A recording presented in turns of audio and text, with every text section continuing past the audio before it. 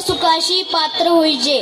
काही दिवसांपूर्वी आपण ज्यांची 750वी जयंती साजरी केली त्या ज्ञानेश्वर माऊलींच्या ओवीतील हे वचन आहे, सारस्वताच्या झाडाची गोड फळे चाकायची असतील तर अवधान किती महत्वाचे आहे याची महती महाराजांनी या ओवीत सांगितलेली आहे।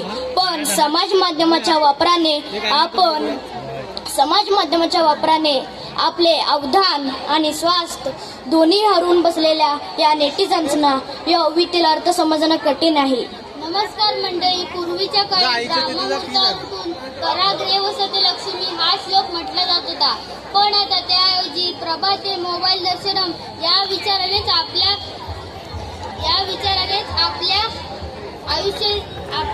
दिवसाची सुरुवात होते। फेक अकाउंटला जन्म देणारे फेसबुक, अफवा पसरवून समाज मानसिक करणारे व्हॉट्सअप, इतरांची ड्युटी ऐकवणारे ट्विटर आणि ज्याच्या विना आयुष्याचे टायर पंक्चर झालेल्या ट्यूब सारखे वाटते ते यूट्यूब, या सगळ्यामुळे आपला मेंदूच मेला आहे। आपलं आयुष्य अवघा मोबाईलवर झालं आहे। कोणतीही माहिती मोबाईलच्या एका क्लिकवर मिळत असल्याने त्याचा वापर मोठ्या प्रमाणात होत आहे, पण याच मोबाईलच्या वापराने आपण एखाद्या सायबर गुन्ह्याच्या जाळ्यात अलगद सापडत आहोत। आता या सोहमदादाचेच उदाहरण पाहूया की हो, सोहम कायमच इंटरनेटवर सक्रिय असतो। त्याला लागणाऱ्या बहुतेक सगळ्या वस्तू तो ऑनलाईनच खरेदी करतो। त्यातूनच त्याची फसवणूक कशी होते ते पहा।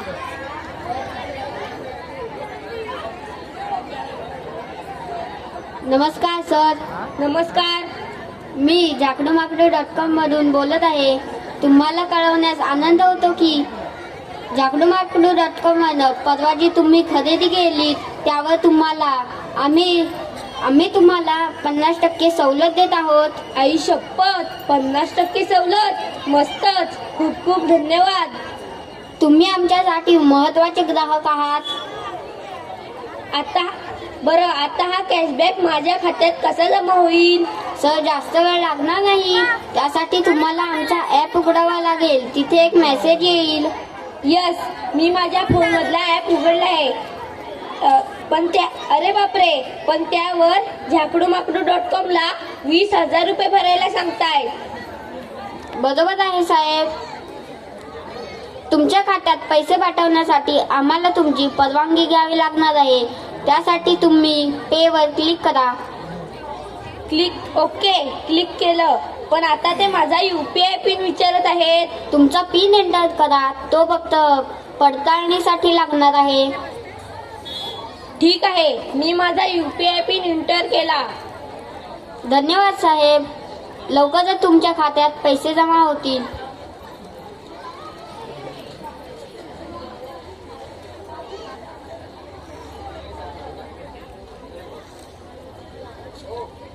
अरे बापरे, पैसे मिळायचे दूरच, माझ्याच खात्यातून 20,000 रुपये गायब झाले। लुटलो मी, बर्बाद झालो।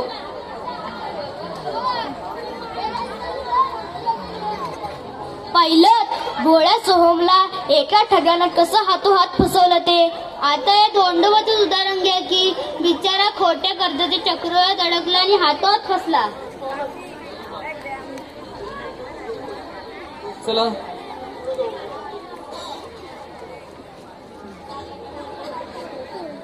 नमस्कार धोंडोबा।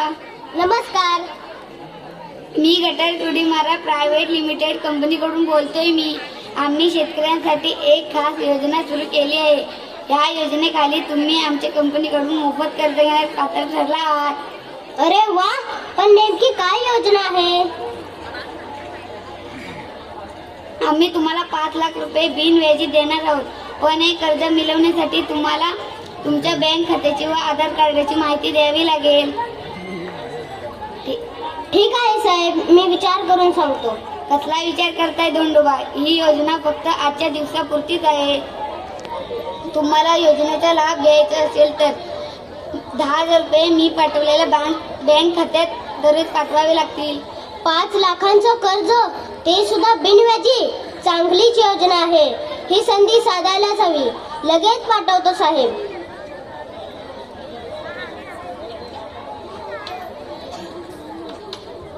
धोंडोबाने 10,000 रुपये दिलेल्या खात्यावर पाठवले, पण आठवडा झाला तरी त्याला कंपनीकडून कोणताच प्रतिसाद मिळाला नाही. शिवाय 10,000 रुपये पाण्यात गेले. त्याने दिलेल्या नंबरवरून कॉल केला तरी तो नंबरही अस्तित्वात नसल्याचे सांगितले गेले. बिचारा धोंडोबा हाकनाक 10,000 गमावून बसला. आता फेक लॉटरीच्या आमिषापायी निकिताने स्वतःचे कसे नुकसान करून घेतले ते बघा तरी.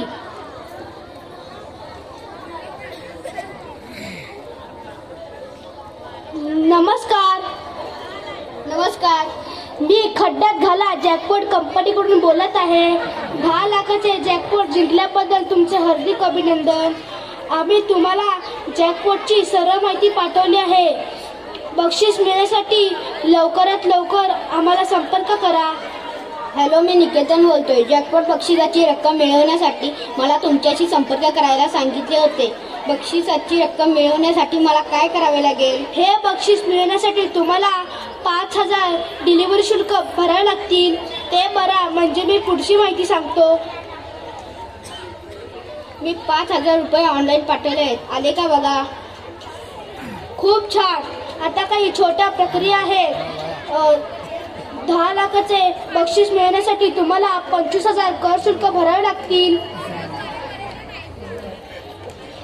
मी 25,000 ऑनलाईन पाठवले आहे. आता बक्षिसाची रक्कम कधी मिळेल? 2 दिवसात तुमच्या बक्षिसाची रक्कम मिळेल.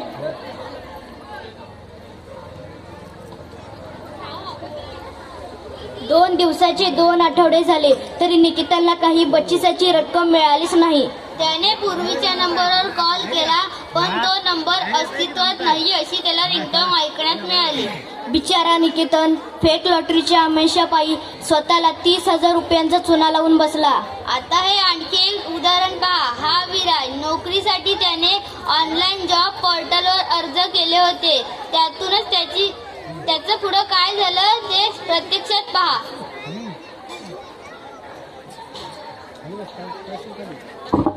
नमस्कार. मी तोंड काय करा कंपनीच्या